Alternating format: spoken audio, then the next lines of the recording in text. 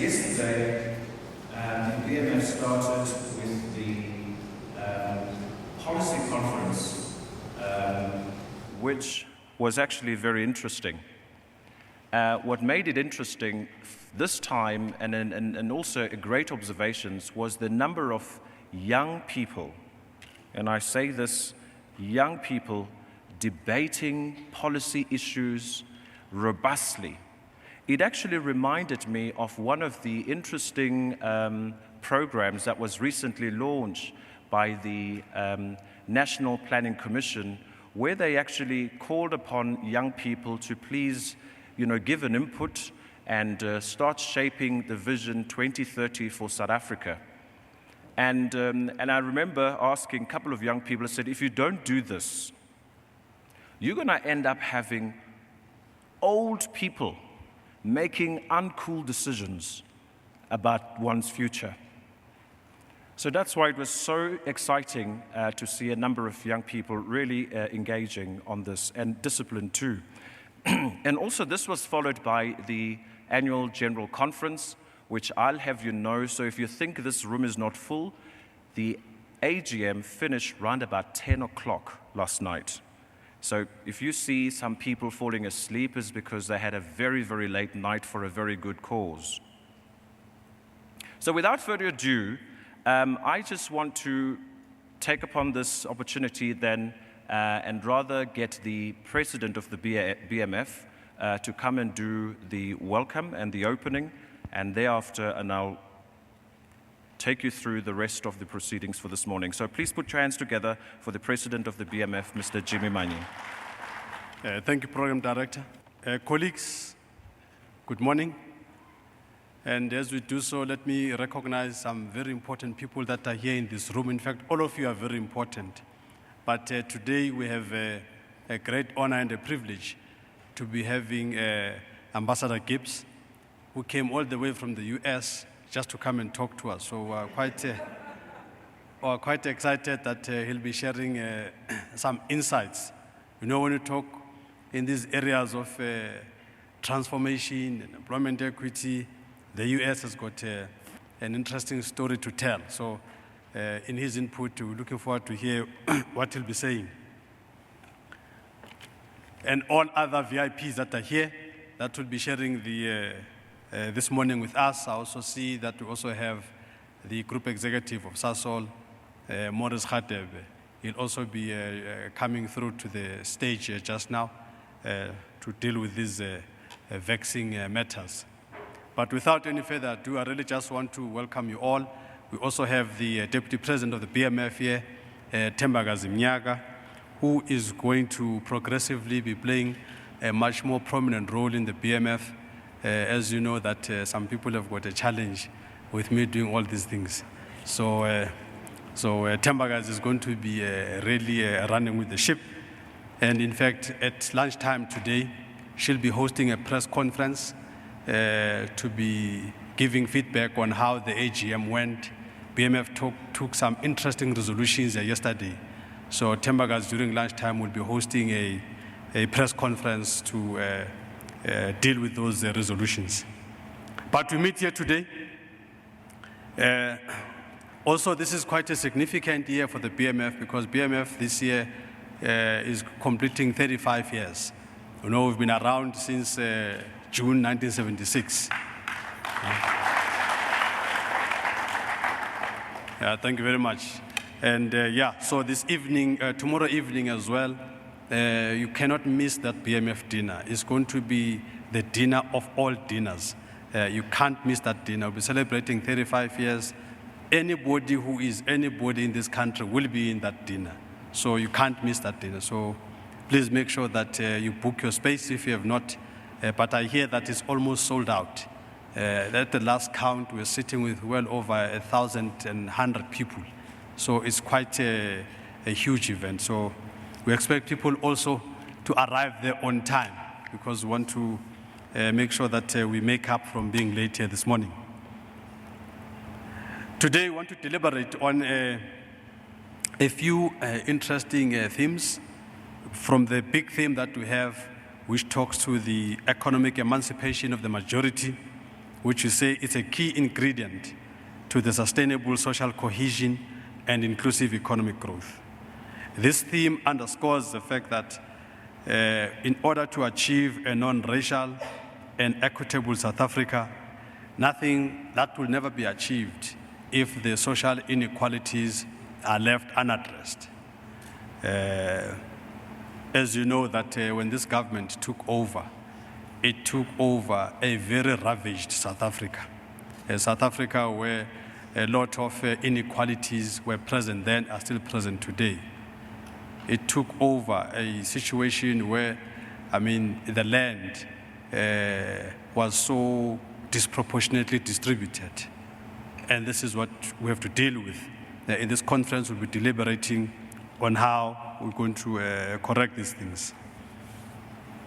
But in order to structure the program for this morning and the next 2 days, we've decided to break up the subtopics into 4 groupings. We'll be talking to the ownership issues, and the key issue we want to raise there on the ownership is really the issue of net equity. From where we sit as the BMF, we argue that this thing of being told that you own 20% of this or 35% of that, but you find that all of that is encumbered. It's actually a proxy ownership. It's really a borrowed ownership, if you like. We're saying that's not the right kind of empowerment. We would like to see all of those gravitating and graduating into a proper net equity situation. This is what we're looking for. And we say anyone that talks to ownership must focus on the issue of net equity. Otherwise, it's just window dressing ownership. The next issue we want to talk to is the issue of enterprise development. And the key issue we want to raise as BMF is that we would like to appeal to corporates out there to understand that enterprise development, they must actually have a paradigm shift. Enterprise development must be seen as a vehicle that is not doing a destructive competition, but it's an approach to ensure that we bring others in. It's lending support, it's ensuring that the starting enterprises have got a chance. There is just no way that new businesses can take root if they are not helped by already established businesses. So we're calling upon established businesses to ensure that in their vertical integration, they must ensure that they incorporate small and medium-sized businesses.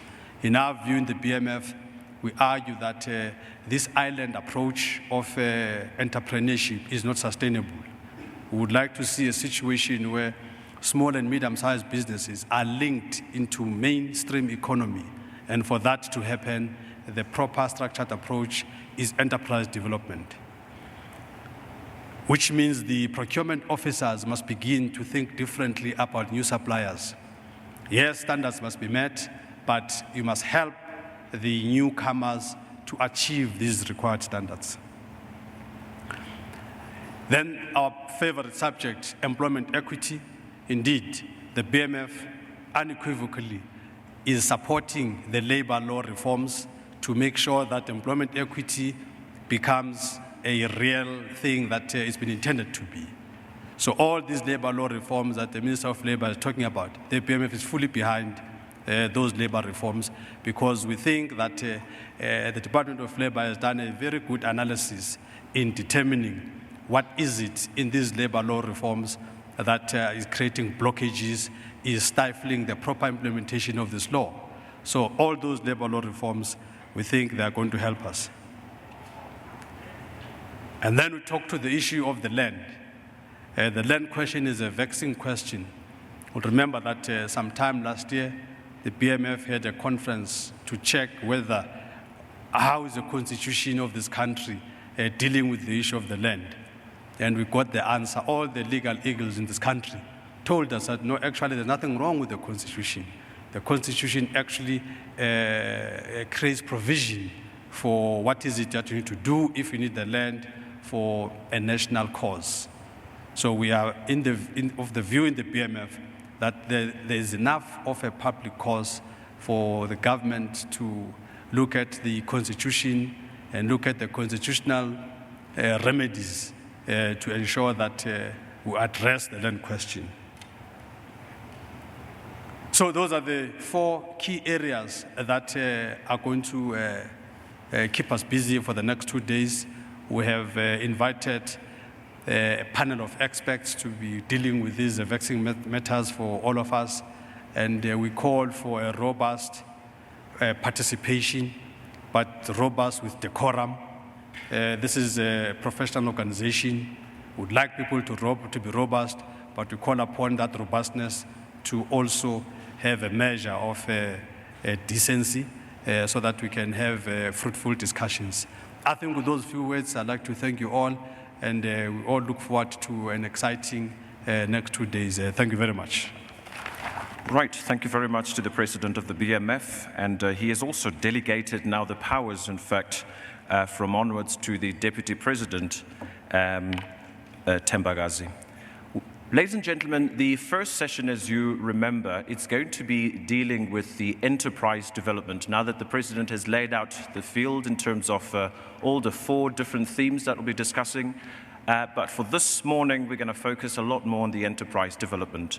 And to do this, we have got an esteemed panel that will be assisting, and they are experts, and they are commentators, they are influencers in their respective fields, and it was appropriate that we invite them and for them to come and share their wisdom. So allow me to then introduce the first panel, and as I do so, and I will ask you at the end, once I've read, so that you have a bit of an understanding in terms of really you know, the little bit of their background and everything else about them. And once I've concluded, I will ask then the relevant person to please come and join us here in front. So the first person to join us was in fact nominated as the ambassador to South Africa by President Obama on the 4th of June and confirmed by the Senate on the 7th of July 2009. He presented his credentials to the South African President, Mr. Jacob Zuma, in 1st October 2009. He was recently recognized for his efforts to promote and improve relations with South Africa when the US State Department chose him as a recipient of the 2020 Sue Cobb Award for his great exemplary diplomatic services. Before being asked to be the President Obama's personal representative to South Africa, he served as the assistant to the President.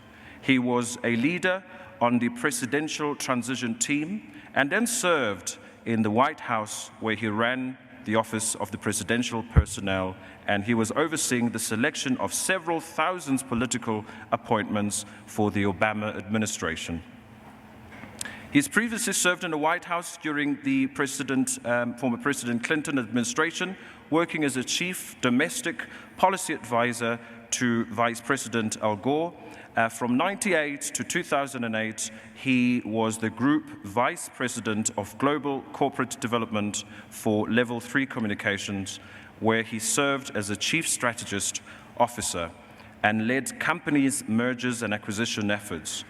He's also served as a Chief of the International Bureau at the Federal Communication Commission, where he was responsible for the WTO negotiations and spectrum policy.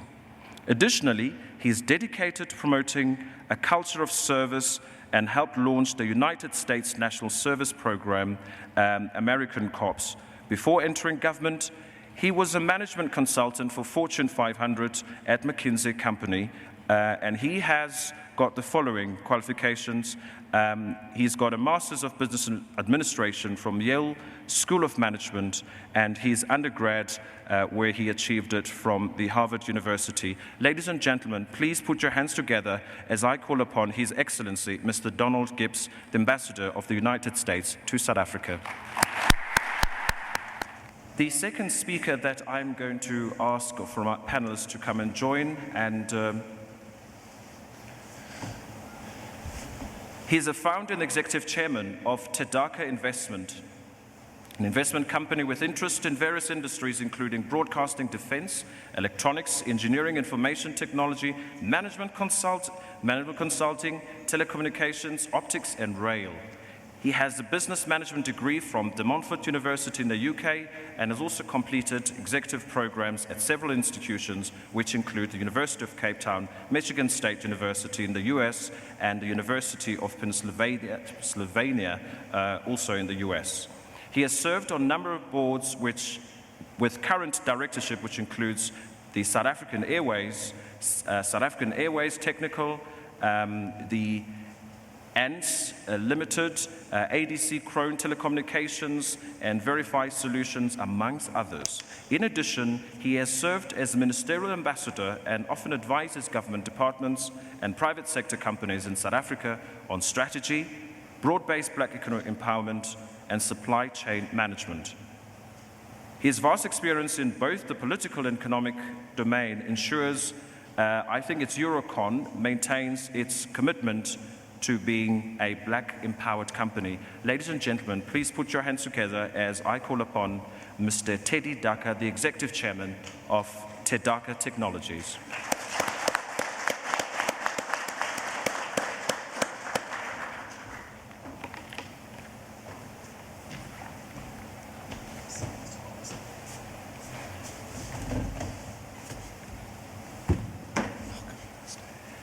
The last panel was appointed Group Executive Committee on recently when I say last year, and his portfolio is corporate affairs, government relations, enterprise development. He was the MD of Sasol Oil from 1st December 2006 to October 2010.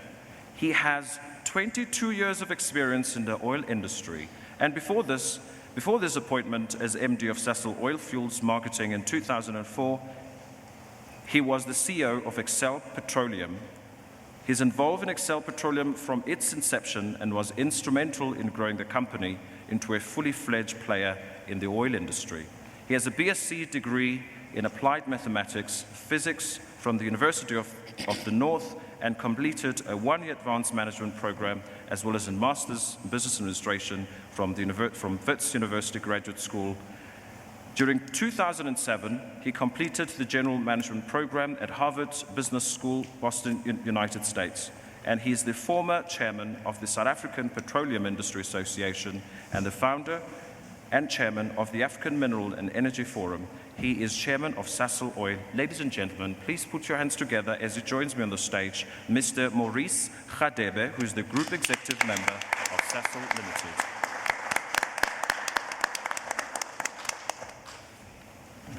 Great. Just to share in terms of the format that we're going to have, I'm going to invite my panel to probably share, a couple of words and opening remarks.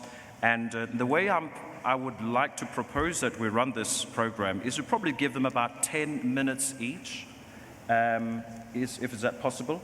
About 10 minutes each. And the reason for that is I want to save some time after the Q&A so that they could somehow try and respond and give some closing remarks and that. Yep. So without further ado, you've noticed I do not want to delve into or share my opinion or give any more further insights into the topic that we're going to be discussing.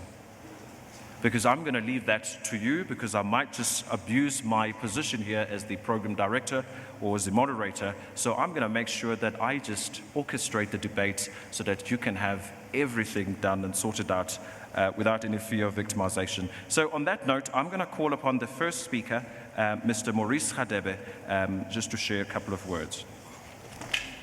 Thank you very much, Program Director, for those kind words.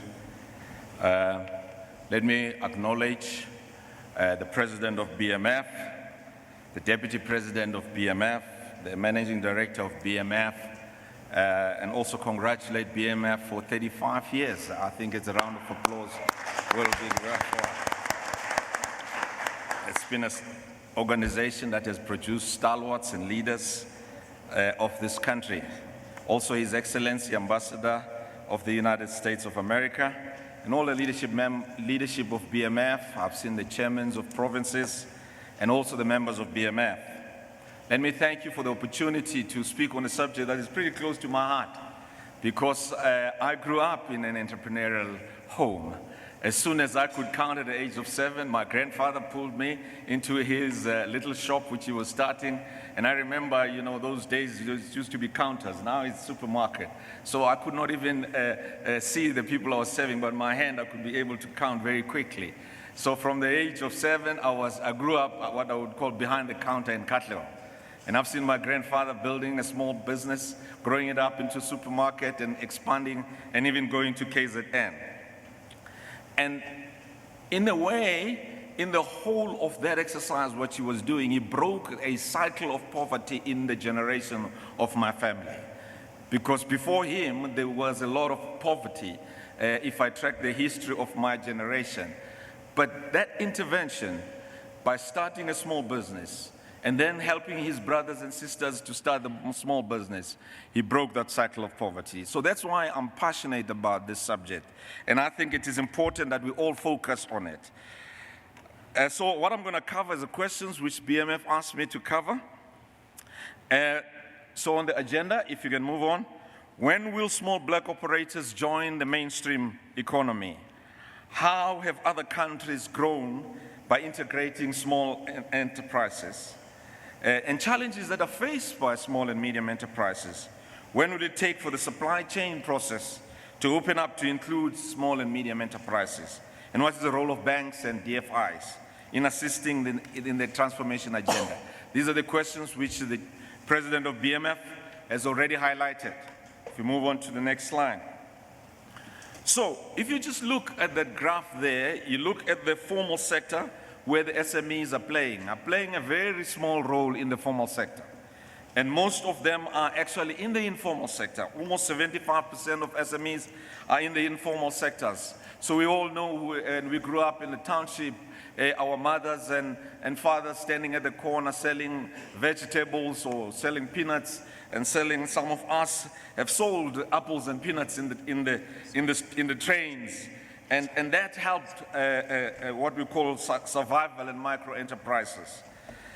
But in the formal sector, the SMEs is not growing. It's actually flat if you look at that graph. And but what we know is that big businesses are no longer creating jobs. It's small and medium enterprises that need to really create jobs. And currently they are contributing at least 34% of our GDP. And this is very important. Therefore, it is very important that we continue to support them.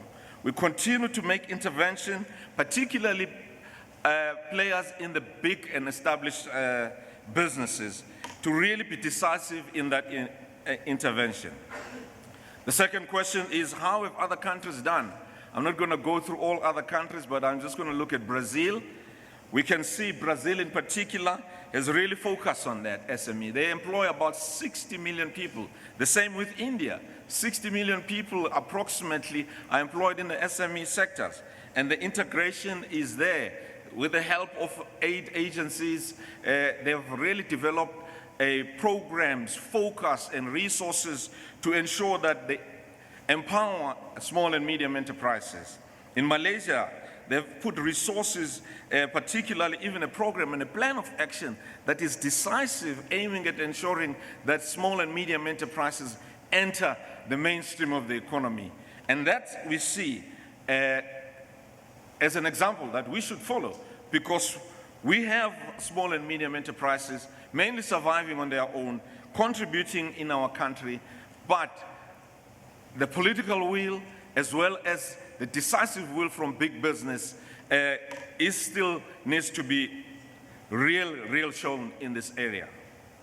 What are the challenges that are facing small and medium enterprises? They're facing a lot of challenges. Firstly, is the whole administrative burden of registering throughout all the acts and CPROs, VAT, income tax, and these are good things to do, but always what I've noticed in small and medium enterprises is that it just takes too long. It takes a lot of money, it takes a lot of effort to go through that process. But more importantly, when they have to register to big companies, and in the firing line, I include even myself here in terms of Sasol, just the delays in actually registering as a vendor is a huge challenge.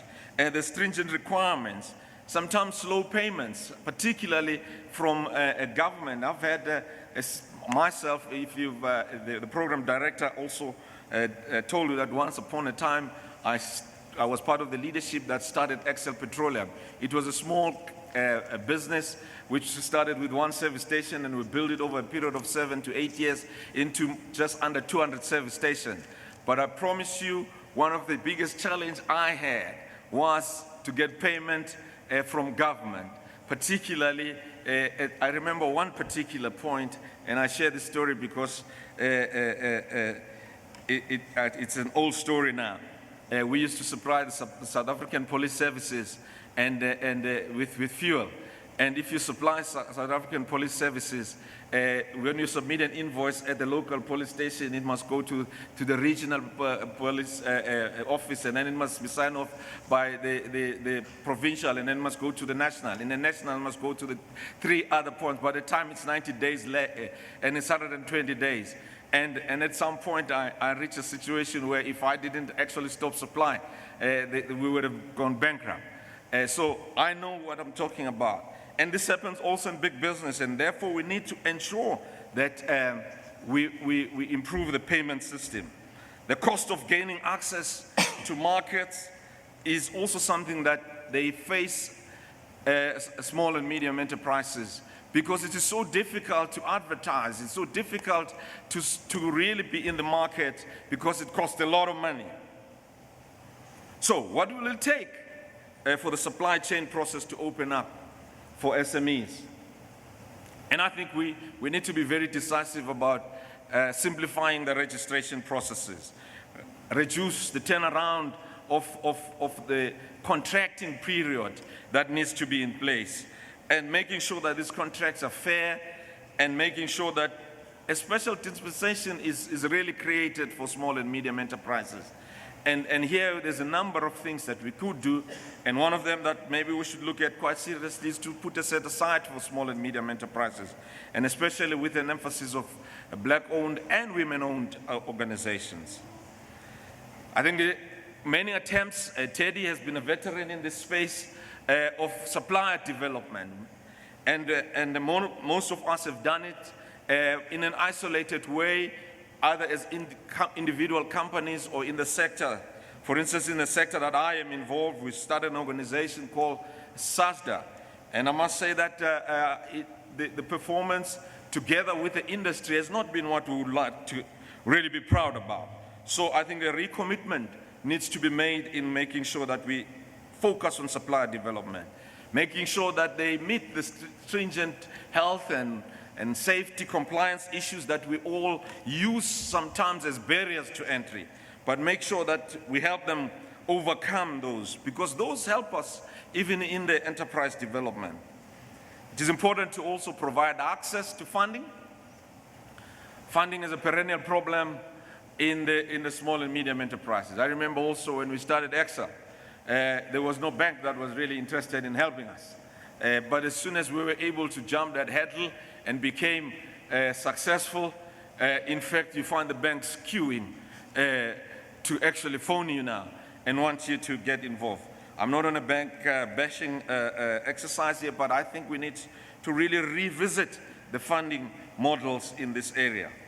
We need to also make sure that the skills transfer takes place, and we've got a lot of people who have gained a lot of skills, particularly who are managers in big organizations, and we take them through extensive training programs. It's very important that they make themselves available as advisors, as mentors, and then also those that are retiring to come back and plow back the experience they've gained. Important to set up some form of networking forums for suppliers, and even partnering suppliers to tackle big projects. And this is very important. And also access to markets. And I emphasize this because it is very important. The program director has given us short time, so let me conclude by saying, what is my suggestion about the role of banks and Dfis in assisting the transformation agenda by supporting SMEs? I think the role of banks and Dfis is really to provide financial support. We need to be creative in this and really think through how we can finance through debt and equity. We need to also be creative in making sure that we provide financial services and financial support, and also really make tailor-made products in banking products that can really meet the needs of the small and medium enterprises.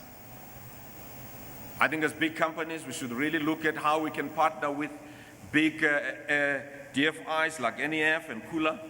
As I understand now, by next year, they will all be joined and combined in IDC. So we need to work together and see whether we cannot establish all the funds that can help. We already got some good examples like Anglo, Kula, Mining Fund, and all these funds that are there that are not operating like banks but are prepared to take risks and are also prepared to be flexible about security. So I think it is important that we look at co-funding kind of models where big business and a funding institution can put money together, maybe on a ratio of 1-on-1, and continue to really make that funding available in a flexible, creative way. And I think if we all apply our mind on that, we will be able to tackle this. So finally, I just want to conclude by saying access to market, access to skills, access to funding are the key factors that we need to tackle with absolute conviction and will in order to break this challenge that we've been facing for so many years. It's not a new thing, it's been around for many years. Thank you very much to Mr. Radebe for that word of wisdom and also for that footage, and it gives us a bit of an insight into the world of Sasol. The second panel is His Excellency, the Ambassador Gips, and can I please ask you to come on stage? Thank you. Thank you. It's an honor to be here. How is everybody this morning? We awake? All right. I thank the program director, my distinguished panelists, and I particularly want to thank Jimmy Manyi for inviting me here. He's become a good friend and a good advisor to me on what's happening here in South Africa. And it's an honor for me to be a part of this panel today. And I think the topic is incredibly important for what's going on in the world today. I'm going to talk a little bit today about what we do in the United States, both as government and in the private sector, to promote enterprise development, or what I have called the entrepreneurial ecosystem. But I'm also going to talk about what I see as some of the challenges and opportunities here in South Africa and how the United States government is, what type of role we're trying to play here, as well as the role that some of our private sector companies are playing. Why do I think this is so important? For those of you who can't figure out this slide, that's the Occupy Wall Street movement in the United States. We're seeing in North Africa a rising up. We're seeing it in Europe, and we see it here in South Africa. I think the challenge facing all of us and the common aspiration of people all over the world, they want good jobs, they want economic opportunity, and they want a chance at the dream that they believe the 1% has, and they want to participate in that dream. I believe the way to solve for that problem is through enterprise development. Small businesses are the key to creating jobs. If you look in the United States, they have long been the engine of our economic growth. Currently, small businesses generate 2/3 of American jobs and roughly half of our national income. It's true here in South Africa, too. Here, small firms employing fewer than 50 people account for more than half of the national economy.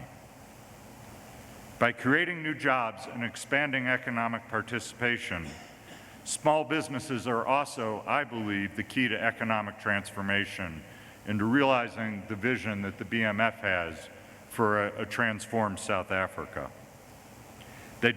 Small businesses don't just generate wealth and innovation.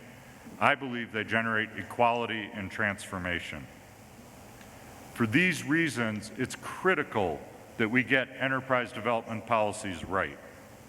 We must create, as Maurice talked about, an environment where entrepreneurs can access investment capital and where small businesses aren't strangled in the cradle by bureaucracy. So I'm going to talk a little bit about how we do this in the United States today. It's a key tenet of everything that President Obama is trying to do in his economic policies to promote small business. The Small Business Investment Company Administration facilitated $2.5 billion in private loans to small companies last year. As part of President Obama's Startup America initiative, the SBA used that same program to launch 2 separate $1 billion investment funds to invest in companies in the earliest stages of their development. The idea is to support companies through what entrepreneurs call, and I quote, the valley of death, where young companies need immediate capital to grow, but investors are skittish about investing in a new technology or an unproven business idea. In September of 2010, President Obama signed the Small Business Jobs Act.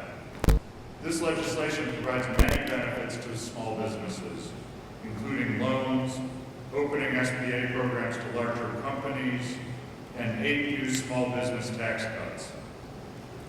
It's part of the President's signature job creation initiatives that focus on small businesses and recognizes how important enterprise development is to America's economic future.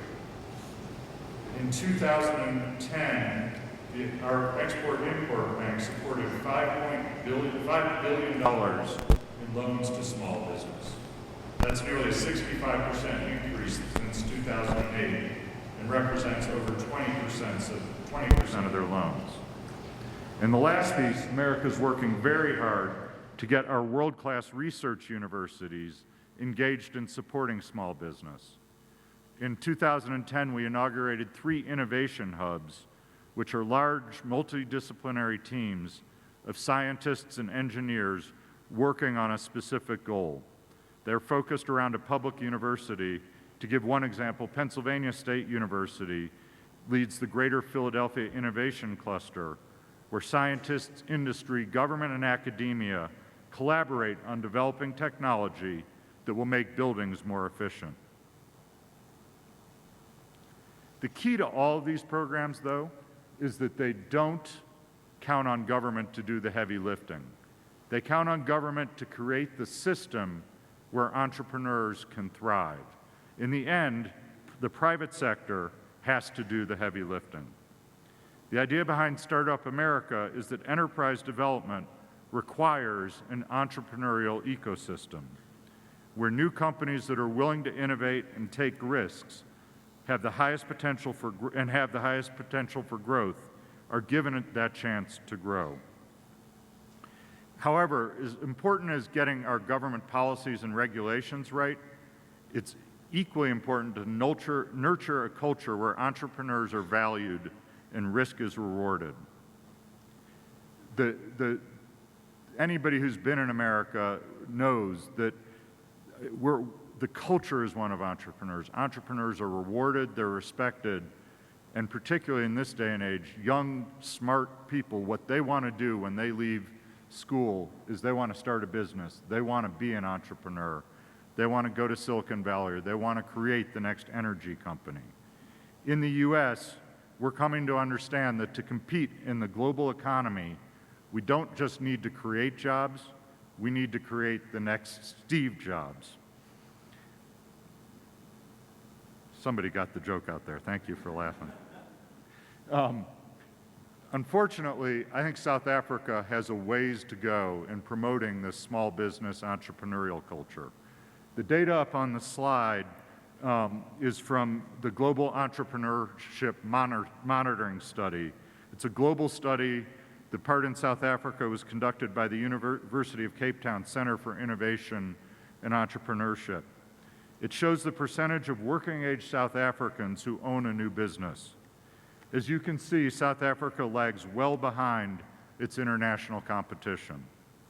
In fact, An economy as developed as South Africa, according to the Global Entrepreneurship Monitoring work, should have about 60% more entrepreneurial activity than currently exists in the country.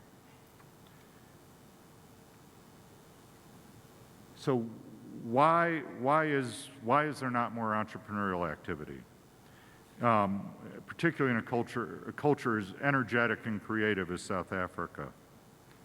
The Global Entrepreneurship Monitoring Study asked South Africans about their attitudes towards entrepreneurship to try and adjust this. And while most said they admired entrepreneurs in the abstract and believed that they had the abilities to be an entrepreneur, few actually had the desire to actually go out and start their own business. If they have this aspiration, why do they find it hard to act on that aspiration? Maurice talked about this a little bit in his slides, but currently it takes 3 days to register a new company in South Korea, and it takes 30 days on average to register one here in South Africa. So if you're a young aspiring entrepreneur, you want to start a new business, all those hassles that Maurice talked about, you've got to go through, whereas if you're a young entrepreneur in Korea, you have the idea, you're in business the next day. The other thing that I think makes it very difficult for an entrepreneur, because entrepreneurs need to be in a culture of flexibility, they're in a culture of trial and error, and South African labor laws are not flexible. In the World Economic Forum's recent Global Competitiveness Survey, South Africa ranked 138th out of 142 countries. According to a recent World Bank, according to what we look at in the United States, and as we come here, we don't see a culture yet that's rewarding entrepreneurialism the way it needs to. Now, in the recent budget speech, Minister Gordon talked a lot about trying to tackle this, and I think BMF, big business, everyone in South Africa needs to focus, as Maurice talked about how do we remove these barriers? How do we design programs that work more effectively? And what are the other tools that we have available to us? I think the Black Economic Empowerment regime offers some opportunities to help encourage enterprise development. There's a model Microsoft is part of their Black Economic Empowerment program. DTI agreed to let them create a software development fund that's funding Black-owned entrepreneurs to help become a part of Microsoft's ecosystem. It's good for Microsoft, it's good for the entrepreneurs, and it's a win-win type of solution. And I think it's something that should be considered more aggressively as a part of the BEE program. I want to talk a little bit about what we're trying to do as the US government here to help in this vein. Because we actually have a fairly aggressive, and have had for the last 5 years, programs trying to support entrepreneurs and especially Black-owned small and medium enterprises. One of the most important innovations that I think we've done was we've recently helped fund the South African Supplier Development Council. It addresses very much what Maurice was talking about trying to bring together big corporates, help them think through, how do I actually do this? How do I introduce new small businesses into my value chain? It brings them together to share best practices, to help set standards so that those aspiring businesses know what they have to do to become a part of that value chain. And it's actually working very closely with the North American Minority Supplier Development Council, which has had a long period of success of doing this, helping new young entrepreneurs break into the value chains of American companies. I'm very excited about this program, and for all big companies here, I encourage you to engage in it. And I will applaud our program directors company, IBM. They actually helped create the North American Supplier Development Council in the United States, and they were the real impetus behind starting it here. IBM takes introducing new suppliers into their value chain very seriously. They consider it a core competency of the business. And when you talk to people in IBM about why, they say, I get more competition, so I get better prices. I get more innovation because small businesses will innovate. They'll meet our requirements more quickly. And because small businesses quite often are closer to my customers, I get good marketing intelligence from what they're doing and providing. So it's a win-win for doing that, and we're very excited about this program. The program actually grew out of something called SABLE, the South African International Business Linkages Program, where we've actually been paying for support for consultants to small businesses to help them get their business plans correct, get them up and operational. And we're proud to say that SABLE's helped create more than 3,000 black enterprises, generating $14 billion in business transactions since 2008. And we believe, and it's hard to track the numbers, but they've ended up creating about 18,000 jobs, and we're very proud of the success of SABLE.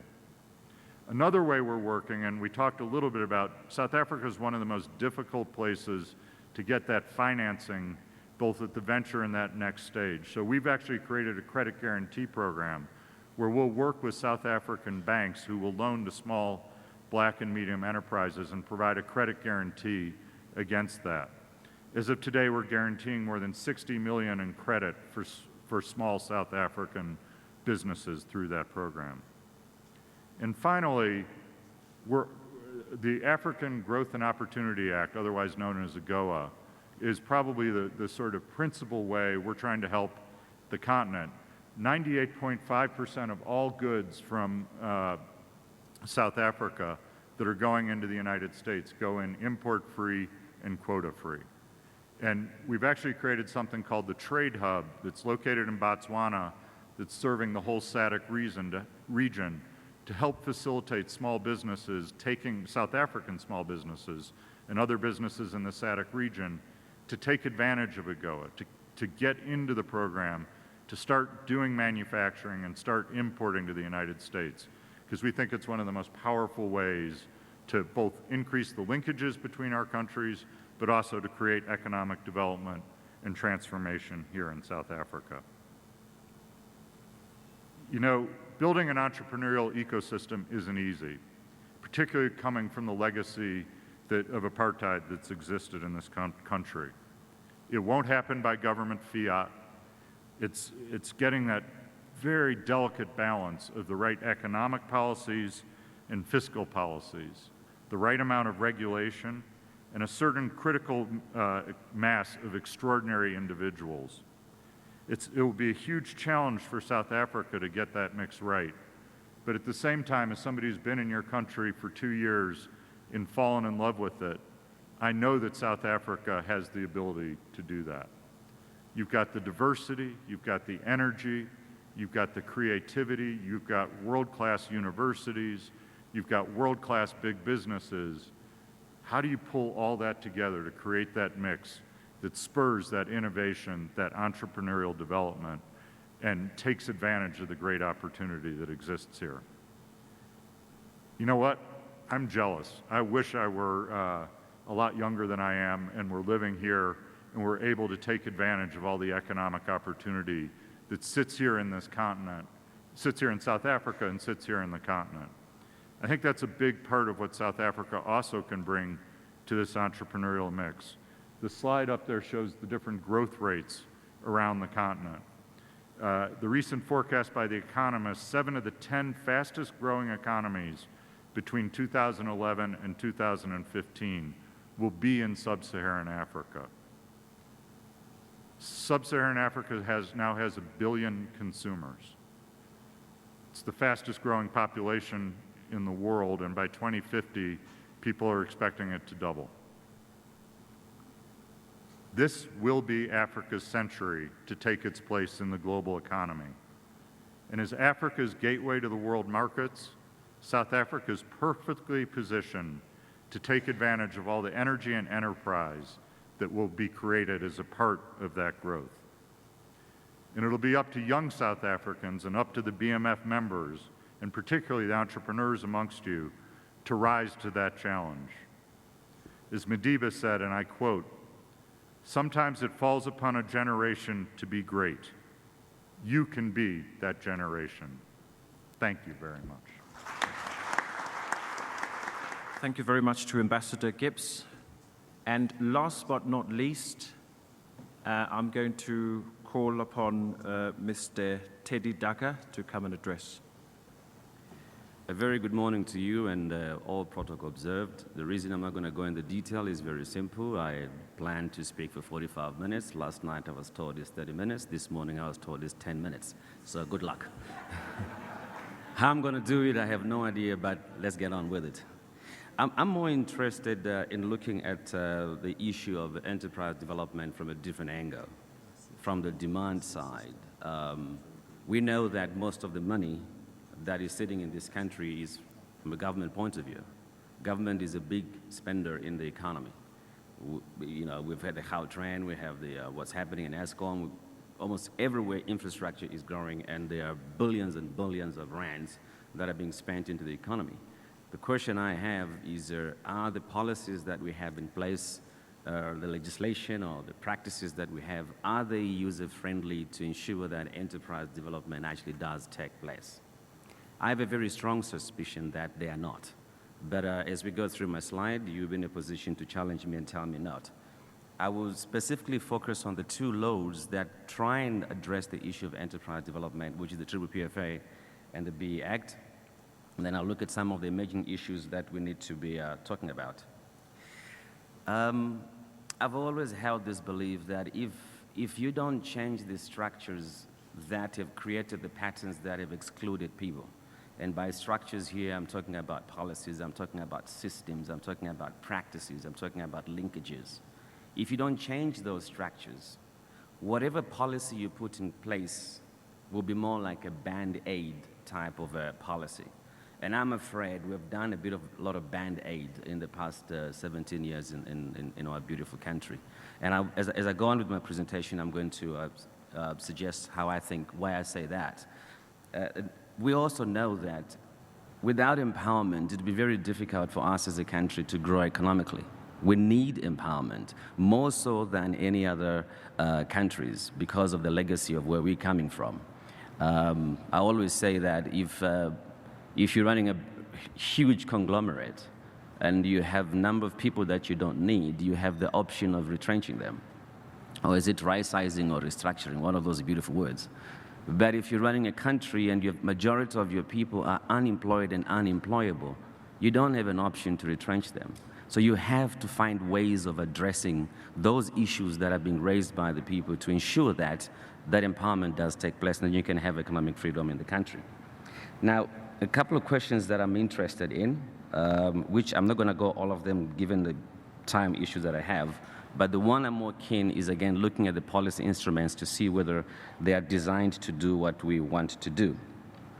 Historically, as you are aware, most of the empowerment, by historically I mean pre-1994, there has been quite a bit of some legislation that was enacted to try and bring about enterprise development, but most of that was only designed to ensure that black business is limited to working in the homelands, or simply to make sure that you work in an area where you're supposed to be as opposed to growing. It was never designed to grow businesses to grow high. The origins of this SBDA, if you go back to the Bantu Investment Corporations Act, where it comes from, it was mainly designed to give small loans to people within the homelands and to keep them as small as possible. Then that's where the origins of the Small Business Agency comes from. And all those laws were there. But what's striking about that is that it was empowerment for black people designed by white people. And here I'm using the term white very generically in the context of policy as opposed to individuals. But that's what happened. We never designed our policy. Post-1994, our government became very busy. There's a number of laws that came about, which we looked at.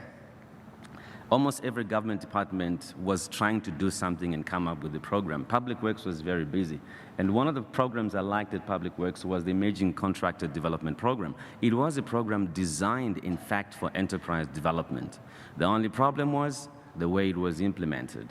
You get a tender, you go through the program, there's a bit of some training on the building skills, and then you are given at least a contract to build a few schools, usually 6 months or 9 months. And then there's this thing of once empowered, you are now empowered, you can't be empowered again. Then they go and train another person, and then they start the process again. And then you are empowered, they go and train another person, they start the process again. And in the final analysis, most of the people that started that program could not make it because after having done only 2 or 3 classrooms, you're not yet ready to take on and do business. We should have given them much longer contracts and ensure that those small businesses actually did survive. Needless to say, the program is not working at this stage. National Treasury, as you know, also got busy. From an empowerment point of view, we have the Triple PFA, which I'm going to go in detail later, and also come up with the regulations. The DTI also worked very hard, where we came up with the strategy and the Small Business Act. 1995, interesting, the first foray of government in terms of empowerment was more from an SMME point of view because the thinking in the mid-90s was more black business was synonymous to SMME. And sometimes I get surprised that that notion is still used today. If a black business does something wrong, it's only seen as in the context of an SMME, whereas most of the businesses have grown outside the SMME. In fact, the Triple PFA, the way it is designed, it is assuming that black business is all SMMEs, and I'll demonstrate as I move on. Of course, now we had the DTI, which came up with the strategy, and the strategy talked of a number of things. More importantly, the strategy emphasized that we need to look at preferential procurement and enhance it. If you don't have preferential procurement, if you don't change those systems in how you procure, it becomes very difficult to attract the people that you want to do enterprise development for. Now, please note, this was done in 2002. As I move on, try and figure out in your head how far we have moved, what have we changed as a country to change that policy to ensure that it became user-friendly to that. And then with the BE Act, and the reason I'm highlighting the issue of the Act is because it also was very clear in stating that when it comes to procurement, whatever codes that are issued by the DTI, by the DTI, every organ of state is supposed to take those into account, and we came up with the BE scorecard. Now, what then happened, the scorecard came about, and then we had the familiar generic scorecard, and we've got various ones for the different sectors.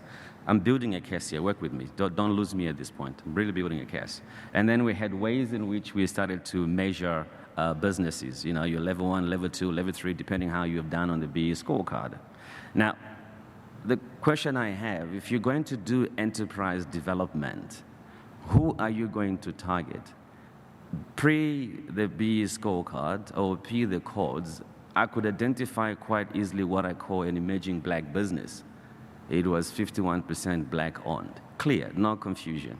Now, if you're going to do if you're going to do enterprise development today, and the discourse has changed, we no longer talk of a black empowered business or a black company. We're talking of levels and levels and levels.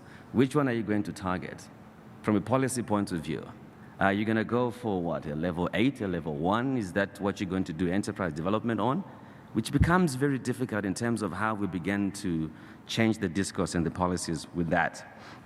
But the real challenge when it comes to procurement in the state is that National Treasury rules when it comes to procurement. Yes, we have the BE Act being driven from DTI, but for a long time it was just largely ignored. The act came about, as you know, in 2003. It's only now, December 7, we're not there yet. It's only now on December 7 are we going to use what was said in 2002 in the BE strategy document that we need to enhance preferential procurement. Prior to December 7 next month, as things stand today, the word black is not even used when it comes to procurement, and that's driven largely because it's being driven from National Treasury. If you want to look at it from a timing point of view, it even gets more interesting. There we go. 2002, we had the strategy, the BE Act in 2003, the codes in 2007, the new regulations now in 2011. Why has it taken us 10 years to change the policy environment and make it user-friendly for an enterprise development to take place? That's the question I leave to yourselves. The impact, obviously, is confusion. It's very difficult when you go to organs of state and try and find out how much they're spending on black business. because the law doesn't require them to measure that way, so they're not collecting the data in that fashion. Therefore, you never know how much spending, in fact, is going towards black business.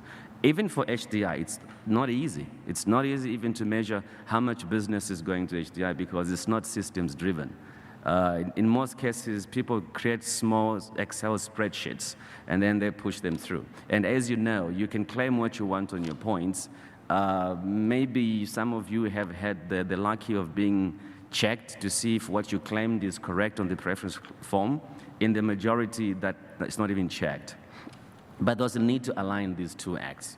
Really, there was a need to align. As you know, the BE Act talks of black people and the PPPFA talks of HDI, and the definition of HDI includes those that could not vote pre-1994, females irrespective of color, and anybody who's disabled irrespective of color, whereas the other one talks about that. So we have some alignment that has taken place, and that is a step in the right direction. The problem I have is, although the alignment is perfect, what are we aligning? I think we're aligning very bad two policies together. So if we're going to measure in terms of perfect alignment, 100%. If we're going to measure in terms of effectiveness, I have my doubts. And then in the regulations that are coming out in December 7, what we've done now is we've adopted the BE scorecard into how we procure. So for your 80-20, 90-10 point system, I'll explain that later if I'm losing you. If you're level 1, you get the full 20 points. If you are level 8, you get your 2 points and ganjalunj. Now, what's interesting about this is how effective will this change going forward? That's the part I'm more interested. Of course, the alignment is a step in the right direction, but because you're going to recognize that, you can incentivize business to do that. Local content has been prioritized. There's a common message was coming out of government. However, now that's where the trick is. I think the limitations that are contained in the PPPFA will make it very difficult for us to achieve what we're trying to do in the BE Act. For as long as we don't fix the PPPFA, the Act itself, never mind the regulations, I think we haven't started. I challenge. I really would like to know how this Act is going to work and whether we're going to see more enterprise development and whether we're going to see more black people doing business with the state. If you go back to our Constitution, the Constitution is very clear. When it comes to procurement, you need to be fair, you need to be transparent and cost-effective and competitive. But the Constitution, as you know in Section 217, also recognizes that you need to have preference that you can give to those that were disadvantaged in the past. That's what the Constitution says. Please note, the Constitution said preference. It did not say price preference. It did not define the form of preference that you should have. The definition of the form of preference is found in the PPPFA Act. And my argument is that the PPPFA Act has limited the preference that the Constitution has given you. I mean, preference. I may choose to say I want to do business with these people because they were disadvantaged. I prefer to use them. As Maurice said earlier on, it's called a set-aside. That's what the Constitution said you can do. But if you got the PPPFA, it's a totally different story. So yes, in fact, about 4 years ago, Cabinet did come up with a policy and identified 10 products which should be bought from SMMEs. It did happen, Maurice, about 4 years ago, 3 to 4 years ago when it was business unusual. What happened to that policy? It never worked. Why? Because from a PPPFA point of view, the way you measure, the way you procure, the rules are totally different to the set-asides, because the PPPFA and National Treasury said you can't do the set-aside. I don't get it. I'm not a lawyer. I'm sure there are many lawyers here who can help me understand how that. Now, let's recap on the law. Just a recap. Effectively, what the PPPFA says in simple terms is that government, the state, is willing to buy from people that were disadvantaged, in this case, black people, even if your price is high, but within certain limitations. That's what 80-20, 90-10 means. For example, 80-20 is roughly 25% price premium. So if the lowest tender that is in the submitted is 10 rands, because you're a black person or an HDI currently, you can they'll accept a price 25% higher than 10 rands. That's what it means. 90-10 simply means they can accept the price of about roughly 11% higher than the price of market.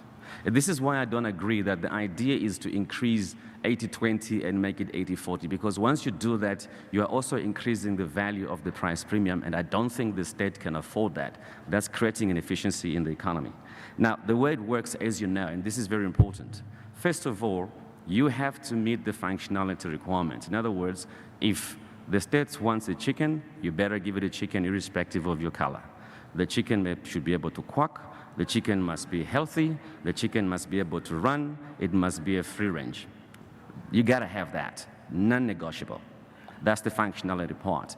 And then after that, that's when you temper the price and try and see whether we can accept a price that is higher than market because of their status in the B level. And the way it works, I've got 3 bidders in my example. Those are prices. If you do the math, you'll find that the lowest will always get the full 80 points. I'm using the 80-20 principle. And then the other one will get 64 because you calculate pro rata. And then you get the other one who gets the balance of 40 because it's half of the 80. That's how it works, okay? Now, your scorecard, remember the levels I showed you, will indicate how much you're going to score out of the 20. In this example, I'm assuming that bidder B has got 18 out of the 20 points. In other words, from that scorecard that you saw, they are probably a level 2, level 1. They must be really good. And of course, bidder C is actually a level 1. And bidder A is a non-contributor of BEE, 0. All right, but all those bidders can produce the chicken, they can supply the chicken to government. And then you tally that up, the one who gets the highest points is the one that gets the business. That's how it works. In this case, the B points have assisted bidder B to get the 82 points, and the company that does not have any form of BEE has got an 80. That's how it works. Now, there's a serious problem there. There are policy limitations that come out of that. The problem is the assumption that is inherent in the law. The assumption, as I said earlier, is that the biggest problem emerging business has got is pricing. There's an argument. If you knew your cost structure is high, so you need to be able to price competitively, may be very difficult. You go to a bank, you need money, you get prime plus 4, whereas others get prime minus 5. So there's an argument for that. But that's not the whole story. To assume that black business cannot price correctly, I think is also something that we need to revisit. We should have a price preference, but I think we need more than what we have put out at the moment. Let me prove it to you. Here's what preference you can give in terms of this. If you take any value chain in procurement, it starts from when the requirement is until you terminate the contract. There's a whole host of things that you can do to ensure that you can provide easy access to black business. I mean, think about this. I used to chair tender boards before, and I've worked in procurement, and I've written all these rules, so I know the game inside out. He who controls the spec, the specification, controls the outcome. You can come with your price, stand on a table, take off your clothes, won't happen. The one who controls the spec controls the outcome. If we don't review the way we write specifications, we will never be able to go in.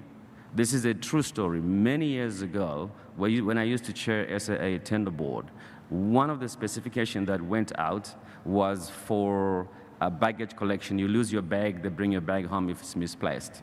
And the specification had the following 2 lines. The bidder must have 12 bakkies. Second thing, the bidder must have a 2-way radio communication system. This was 2006. Why the hell do you want a radio when there are cell phones which work better than the radios? It's simply because the incumbent knows, they want to make sure I went to the incumbent. This is a long time ago. They've changed. I'm on the board. They've changed. Trust me, they've changed. All right? And why would you request in a bid and you say that the bidder must have 12 bakkies?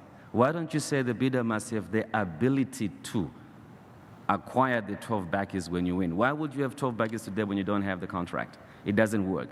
It works the same even in engineering. If you issue a tender and you say the company that is bidding must have 10 years engineering experience, well, I'll have news for you. It would be difficult to find black engineering companies that will go in.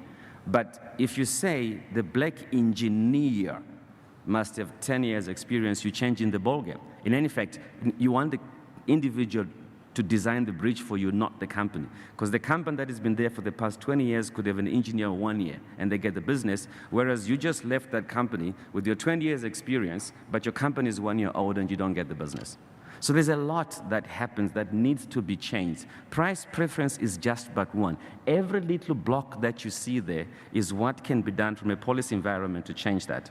I also said earlier that if you rely on price, I can easily make the PPPFA work in such a manner that black people will never get business. All you have to do, remember the example I gave you earlier?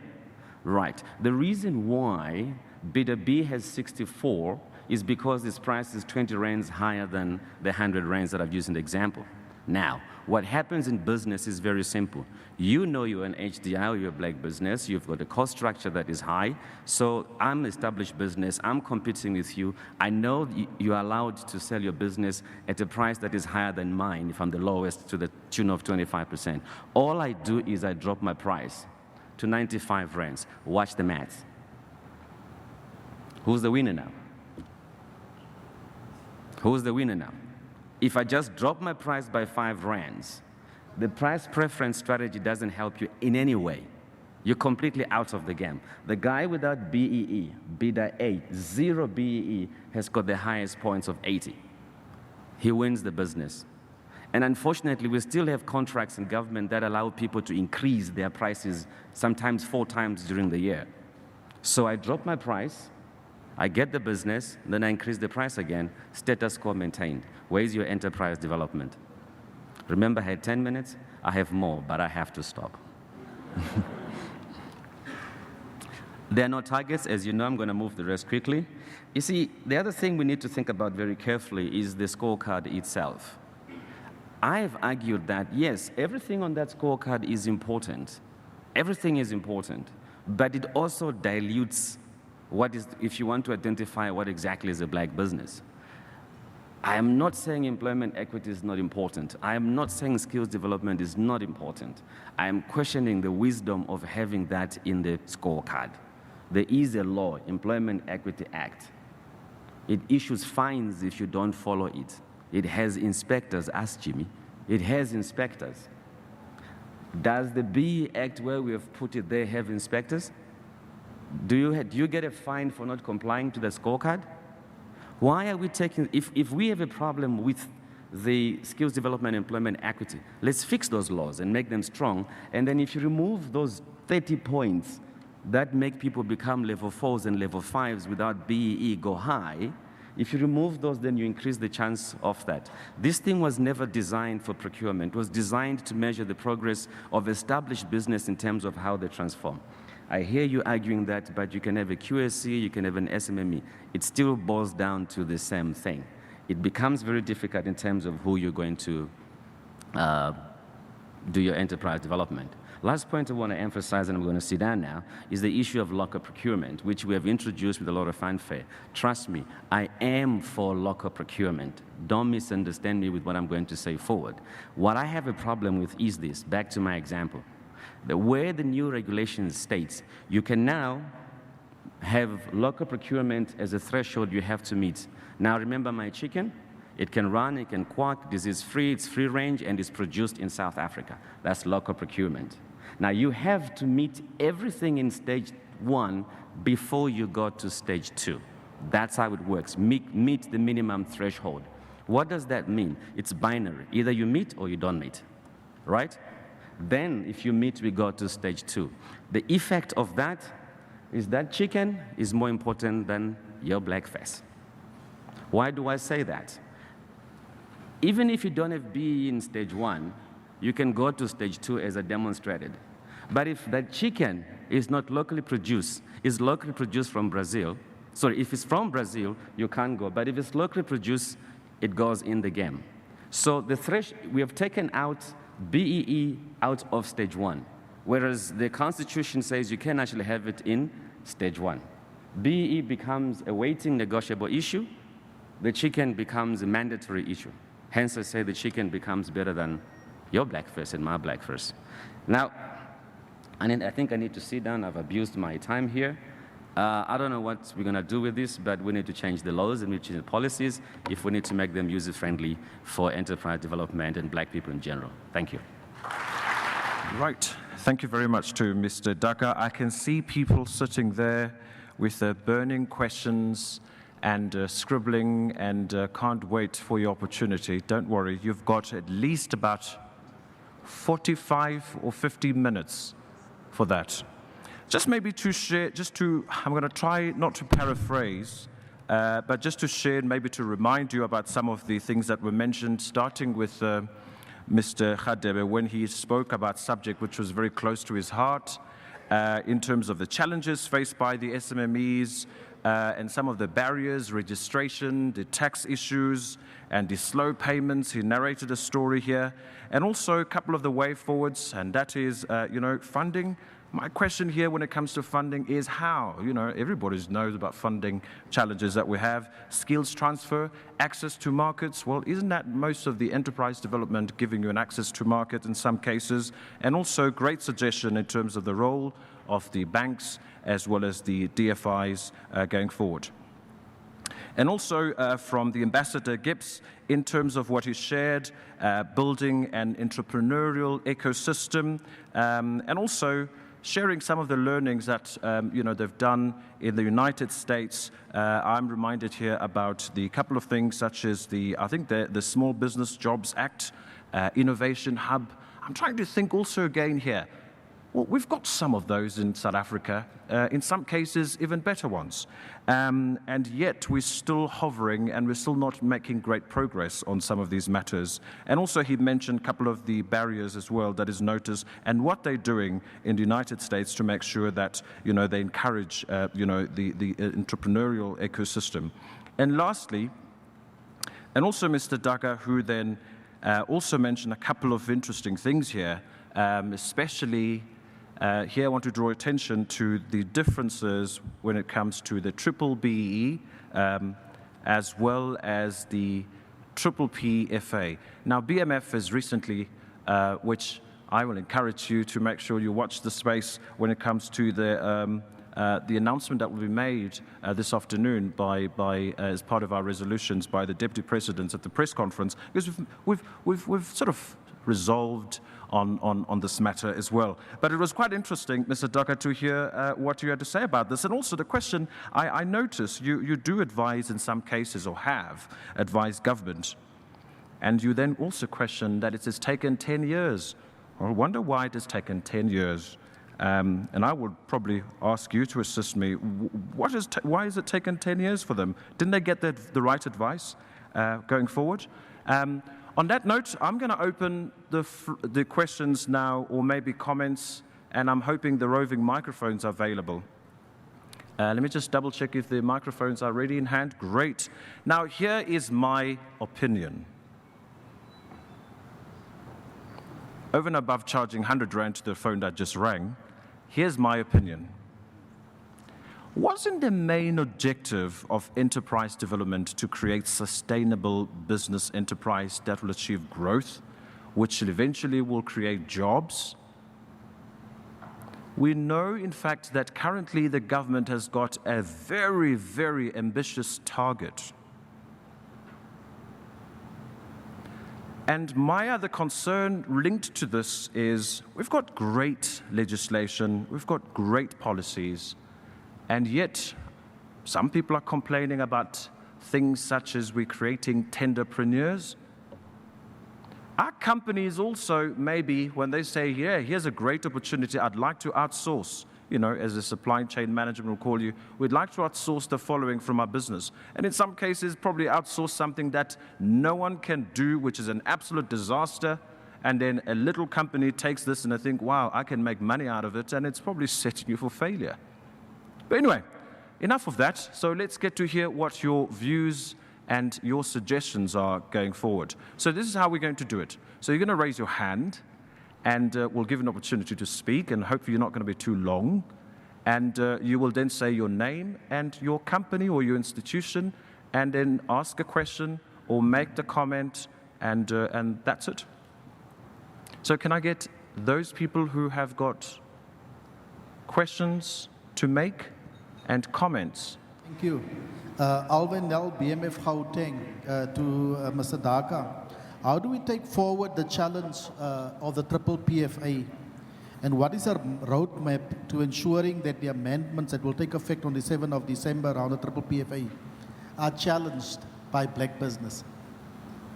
Having grown up in the township, we all saw the starting of small shops and then the entering of the big players, be it ShopRite or Pick n Pay or Ponye Mall, and how it had a devastating effect on the small businesses.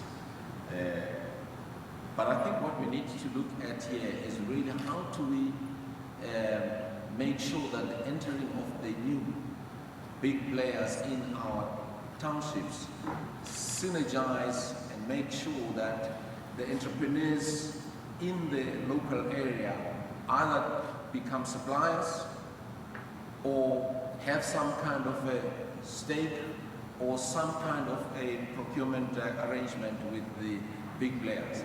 And I think that is where we missed the boat here. And I think we need to go back to the drawing board and make sure that any major player that enter our local townships should have some kind of procurement, supply arrangement, or even equity participation of the local businesses so that they just don't get wiped out completely, but there is a benefit in what the new players bring. Thank you. Thanks very much. And I think over to you, Ambassador Gibbs. I think the programs. So the question was, how do they access credit?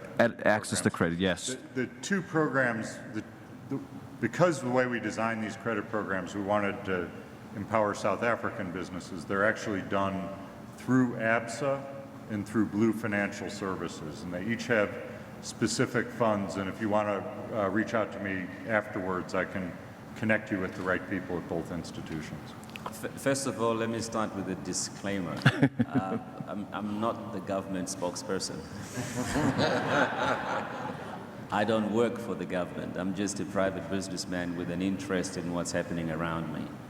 And I guess that tries to answer the question from this side in terms of, what can we do and what do you do? At a personal level, I've taken an interest in this matter. I've written quite a few papers.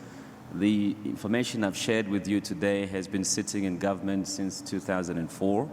Now, to answer the question, why has it taken 10 years? I can only speculate. It's all about politics. One department is more powerful and stronger than the other department that comes up with the idea, so it becomes very difficult to try and get certain policies to go through. But I think you may also, I sympathize with the people in the DTI in terms of the resource capability that they have. I've said this before, that if you look at the number of people that are responsible for black economic empowerment for the whole country, as a matter of fact, in the DTI, it's about 16 people. And that number includes the assistants and the PAs. And as you know, we don't go to university to get a BE degree. There's a program now at UNISA, so it's very difficult. It's work in progress for these people.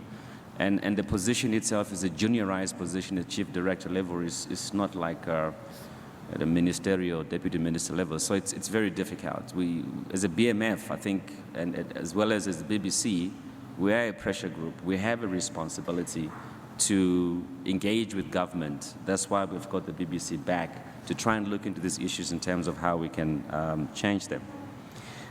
With regard to how do we take this triple PFA forward, I can only, with the permission of my colleague from the BBC, share with you some of the things that we have done.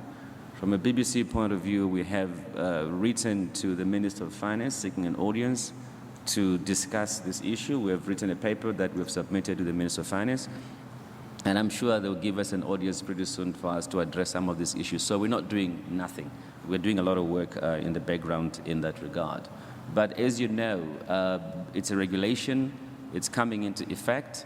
We also need to be mindful of the tactics that we use as a pressure group to try and change this.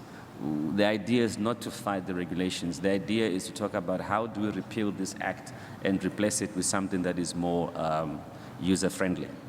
Makoshi Poncho ya Mabelane, Polokwane branch, I'm working for the Department of Sport, Arts and Culture. I'm in executive management. And as a BMF member, we are change agents. I want to comment that much as we are change agents, our PDIs in particular are not doing us a service, particularly in the interpretation of a simple specification. We want to make business with our SMMEs, but they must interpret the specifications correctly. They must choose not to be general dealers. We use electronic systems which use a database. We choose according to these electronic systems. If you are a general dealer and do one business badly, you have ruined all your relationships with government. Let us be honest in what we write in those specifications. Let us not decide to be rich in one service, because what we discover is our people just want to be rich in one service, and that is the very thing that makes them not to make business with government, because the other people will be cheaper. Great. I admit that maybe we didn't highlight that as a challenge, but definitely,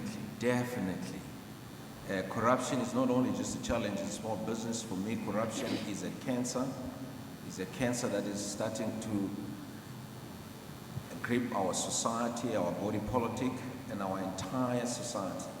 And if we don't stop it, get on its track right now, it's going to make sure that this entire nation goes down. And therefore, it is a serious challenge, not only in government, but also in corporate.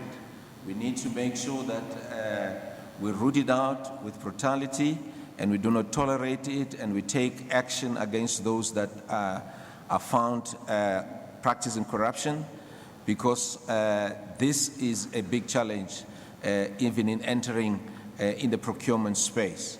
And so I agree with you, and I think all of us, business and government, need to take a huge resolution to really deal with corruption in our society. Great, thanks, Mr. Maurice. You want me? Ambassador?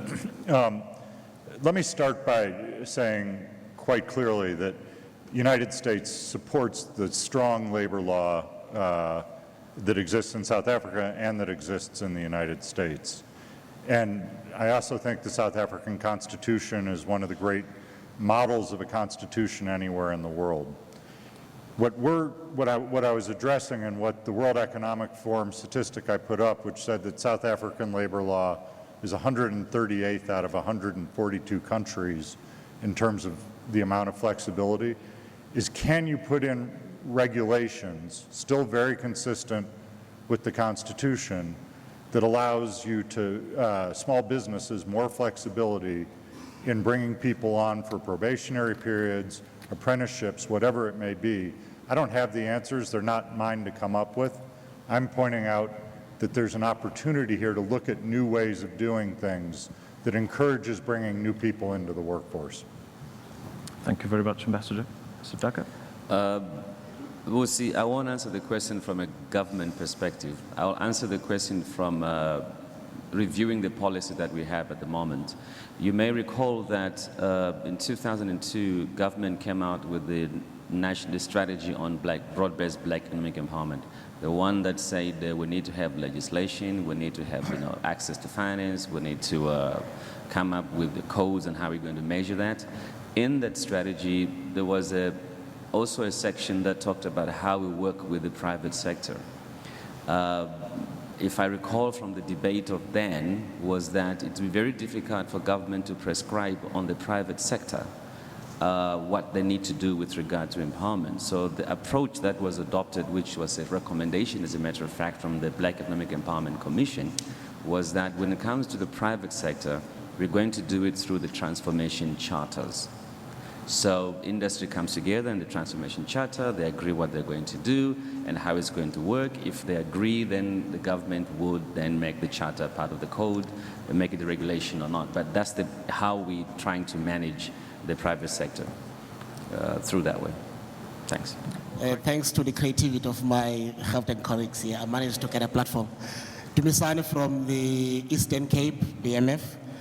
My quick question to Ubaba Khadebe or Teddy. In terms of the scorecard on enterprise development, companies have to spend 3% of their net profit after tax to get the maximum points on enterprise development. Now, we had hoped that that will unlock a lot of money for SME and enterprise development. But what has been happening is that part of the enterprise development, there is this early payment cycle. Companies get points for paying their suppliers on time. Now, what is happening is that all the top listed companies, that's all they do, and they get maximum points on enterprise development. Isn't that circumvention of the principles of enterprise development?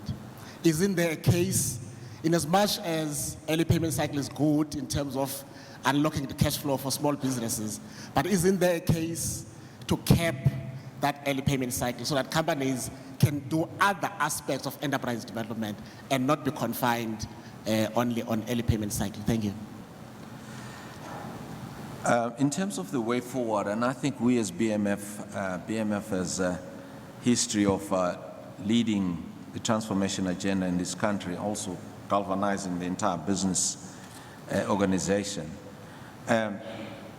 Our government has set a goal for jobs, and it's set a goal of 5 million jobs.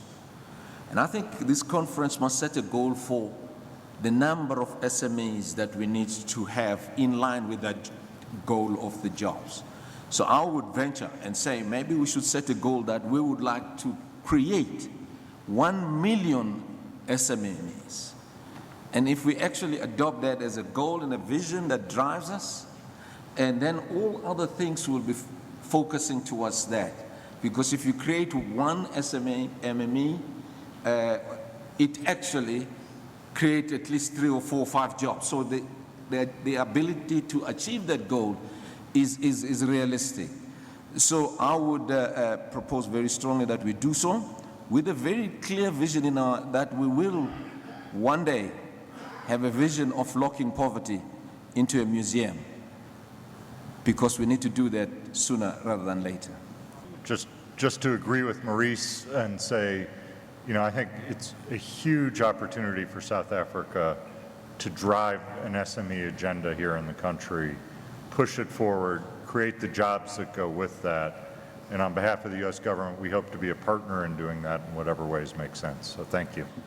Let me start with the last question that was raised, the suggestion of changing the preference points to 60-40.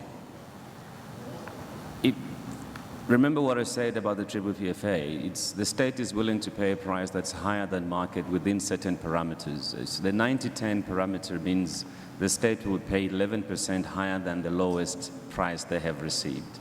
So using my example, it's 10 rands is the price. The state is going to pay 11 rands, 1 rand above 10 rands to make it that. Now, the moment you say 60-40, that's 67% price premium you'd like the state to pay. I think it's not affordable. And it may create inefficiencies in the economy because the price is 10 rands. The lowest price government can get is 10 rands. For purposes of BEE, you are saying the government should accept a price that is somewhere around 16 rands. That differential is quite high and could be very expensive to deal with. With regard to the scorecard, you probably would have picked up by now, I'm not really a fan of the scorecard. The enterprise development element is one of those which I advocate to be removed entirely from the scorecard because it's been heavily abused. You're quite right. What some companies do is for paying you quicker, they claim that as enterprise development. The others, for working with you, even if they did not subcontract to you, but because you happen to be a black company that's working with a white company, you have your capability, you can stand your own ground. You actually don't need their help. But because you are small and they're big, they claim that to be enterprise development. That's not enterprise development. They did not help you with anything. So it's been heavily abused. For me, it should be part of preferential procurement, again, to tighten up the scorecard and bring it to a level where it actually makes more sense. And yes, there is a problem with the systems, but there's a bigger problem also with the people. The ambassador referred to the GEM report, which is the Global Entrepreneurship Monitor. If you go to that report and you see how badly we perform on entrepreneurship as a country, it's quite shocking, as a matter of fact. And we have consistently remained towards the bottom of the list for the past 5 years, if you look at the data set going 5 years, and slipping, not even increasing. So there is a problem with us as people, but again, most of these relate to legacy issues in terms of what happens in the schooling system. And that actually links to the question that was raised earlier: what do we do when Maponyamo comes when we are SMMEs? What we tend to do as SMMEs is to move mainly in the trading environment. Now, if you are trading and a big trader comes, it's very difficult to compete unless if you have a value proposition that is more unique than what a Maponya can do. If you don't have a value proposition, the big guys will come in that space, they'll go. But if we have more entrepreneurs that are more, where there's more innovation and we do different things to what the big companies do, the chances of survival and growth become much higher. My closing remarks: I'm excited that I had this opportunity to speak here. I've been advocating for the change of the PPFA and to fix the BE Act. And I hope that the BMF is going to take the challenge to move forward and see what we can do. But more importantly, every single person in this room will be an advocate for changing the PPFA Act. I'm tired of being a lone voice. Thank you. Great. Thank you very much. A round of applause for our panelists. On that note, I'm going to step down, and I believe we're going to be breaking for tea.